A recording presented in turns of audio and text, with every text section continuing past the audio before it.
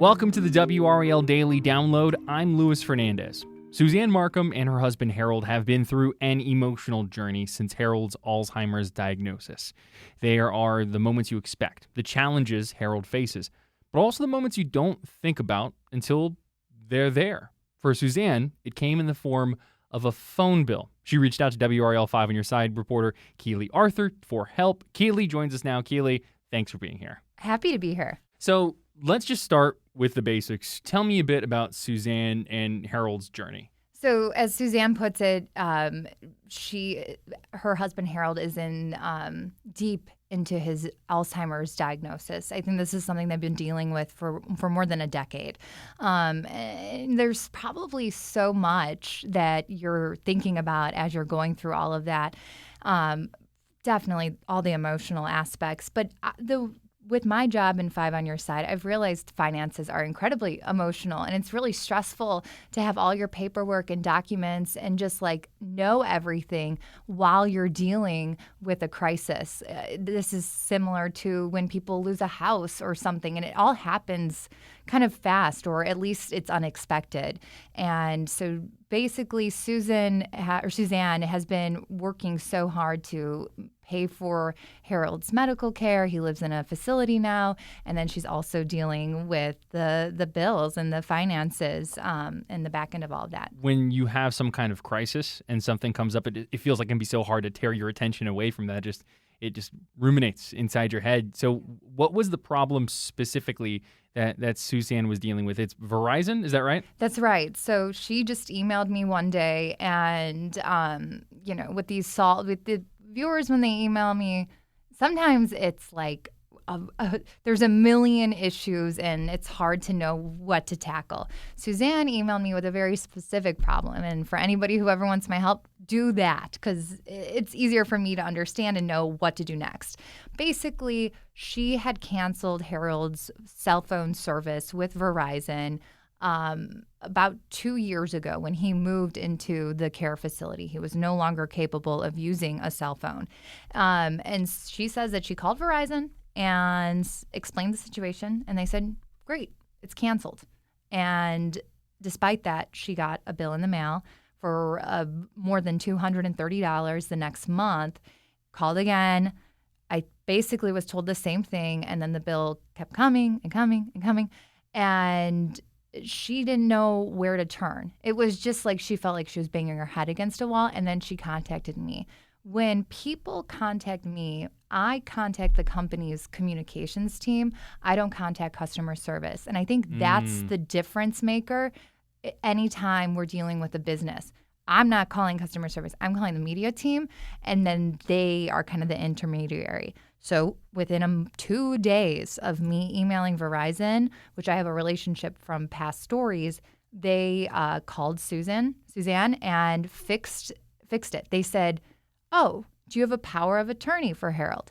And she said, yeah, I am. And they said, okay, that's all we need. Send us the document. They sent it to their legal team, and everything was squared away. Suzanne maintains she was never, ever, ever told by anyone from Verizon ever before then that she needed a POA, a power of attorney, to cancel. Let's take a quick break there. When we come back, how Suzanne's story can help you.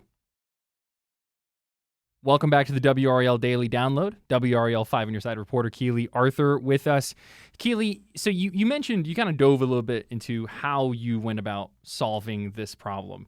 How common is an occurrence like this where you can, there are channels that you can go through to help find a solution instead of getting stuck in that kind of customer service, loop? Usually if someone emails me concisely and what they're saying is true, in her case, it's absolutely true, and it's something that should be easily resolved, I can get those fixed very quickly. And that's really the key. But yeah, it really is an email and saying, hey, are we missing something here? This woman is trying to cancel her service. She's still getting billed. What's the deal? And usually when everybody starts talking, the media team and me and customer service and the person, it gets resolved very quickly. This situation was interesting, though.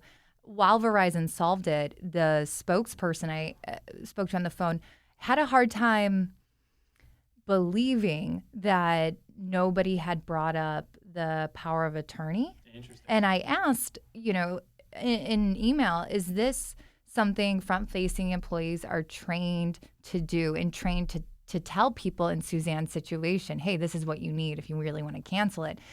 And they stopped short of saying yes. They said our employees are trained on the process, but they did not say whether or not they had told Suzanne or would tell somebody in that situation. So the big takeaway here is just know that sometimes in these situations there are these hoops to jump through, and it makes sense why they would want a power of attorney.